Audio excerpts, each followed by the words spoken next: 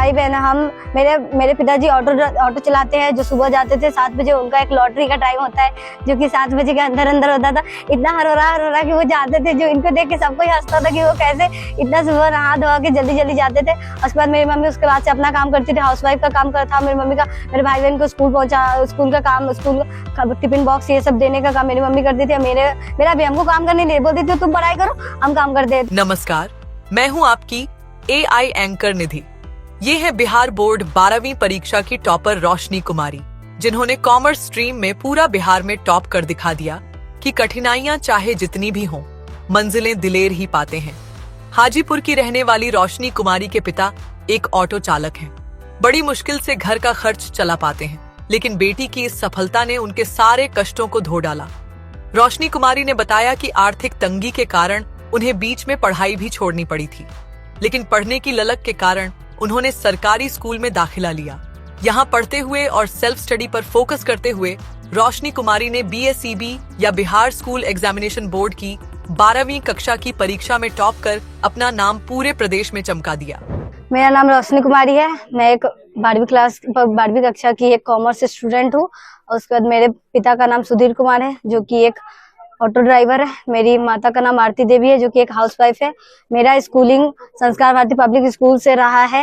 जो मैं पहले संस्कार भारती पब्लिक स्कूल में पढ़ती थी।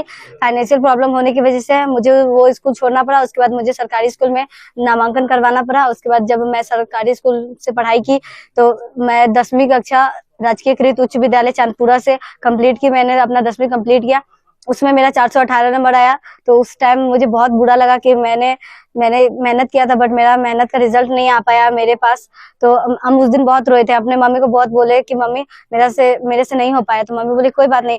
वो हमें मोटिवेशन दी, बोली क्या अगली बार पक्का हो जाएगा, तुम चिंता मत करो। उसके बाद मैंने जमनीलाल स्कूल जो है कॉलेज महाविद्यालय है हाजीपुर में, वहाँ मैंने 11th में एडमिशन करवाया और वहाँ पे मैंने डेली क्लास किया। और हम कोचिंग भी क्लास करते थे, भारतीय कंप्यूटर कॉमर्स क्लासेस, जो कि जंदाहा रोड बिदुपुर में है। राहुल सर से हम पढ़ाई करते थे, वहाँ पे कोचिंग भी करते थे, हम स्कूल भी करते थे, वहाँ के भी टीचर से बात करते थे, पढ़ाई करते थे। और घर के कोचिंग के भी टीचर से पढ़ाई करते थे और घर पे आके सेल्फ स्टडी करते थे, अपने मम्मी के साथ पढ़ाई करते थे। और मेरी मम्मी मेरे साथ रात भर जाग के पढ़ाई करती थी। मेरे वजह से मेरी मम्मी कितने रात जागी होगी वो कोई नहीं, वो हम ही जानते हैं कि मेरी मम्मी के जागने से मेरे पापा भी जागते थे। सोचते थे कि पढ़ती है, मतलब वो भी सोचते थे कि क्या नहीं होगा, मेरी बेटी क्या करेगी क्या नहीं करेगी। और उसके बाद मेरा रिजल्ट आप लोगों के सामने है। जब वेरिफिकेशन के लिए हम गए वहाँ पे पटना बोर्ड, तो वहाँ पे जाके मैंने इतने सारे बच्चों को देखा तो मुझे बहुत डर लगा। ऐसा लगा कि नहीं, इतना सारा कॉम्पिटिटर में मेरा फर्स्ट रैंक आना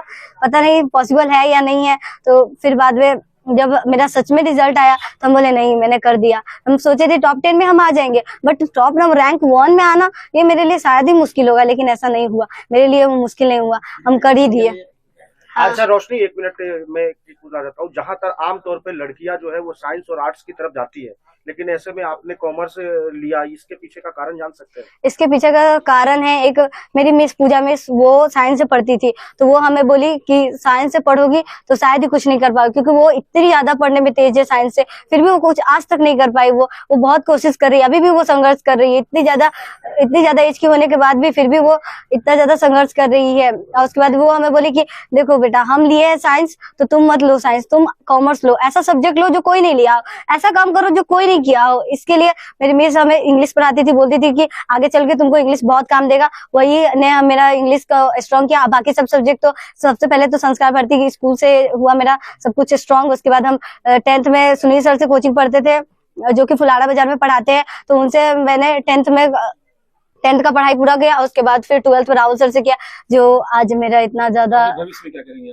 भविष्य में हम तो पहले सीए का सोचे थे, बट फैमिली कंडीशन को देख के ये खुद का सोचे कि सिर्फ हमें ही नहीं पढ़ना है, मेरे भाई बहन को भी पढ़ना है। तो मेरे पापा अगर मेरे पे ही सारा पैसा खर्चा कर देंगे तो फिर मेरा भाई बहन क्या करेगा? वो लोग एक दिन हमें बोलेगा कि तुम्हारे वजह से मेरे पापा मम्मी मेरा पे पैसा खर्चा नहीं किए हैं। तो इसलिए हम सोचे कि सीए करेंगे नहीं। तो फिर बाद में हम सोचे कि जैसे हम 12th का पैसा कमा के 12th कंप्लीट किए क्लास, तो सोचे कि ऐसे ही हम सीएस का पढ़ाई कर, सीएस में कम पैसा लगता है तो हम सोचे सीएस का ही पढ़ाई कर लेंगे, कमा लेंगे, पापा का हेल्प लेंगे, फैमिली का सपोर्ट रहेगा। रिलेटिव्स का पता नहीं है, बट रिलेटिव्स का वो नहीं समझते कि हाँ रिलेटिव्स देगा या नहीं, फैमिली दे रहा है यही बहुत है। उसके बाद अब तो शायद मेरे टीचर भी बोलते थे तुमको जो कर रहा है करना, तुमको जितना पैसा चाहिए हम देंगे, तुम्हारा हम फ्यूचर में हमेशा सपोर्ट देंगे, तुमको आगे बढ़ने में कोई रोक नहीं है कि तुमको कोई रोकने देगा। कितने भाई बहन है आपके परिवार के? मेरे भाई बहन, हम मेरे पिताजी ऑटो चलाते हैं, जो सुबह जाते थे 7 बजे, उनका एक लॉटरी का टाइम होता है जो कि 7 बजे के अंदर अंदर होता था। इतना हरोरा कि वो जाते थे, जो इनको देख के सब कोई हंसता था कि वो कैसे इतना सुबह नहा धोआ के जल्दी जल्दी जाते थे।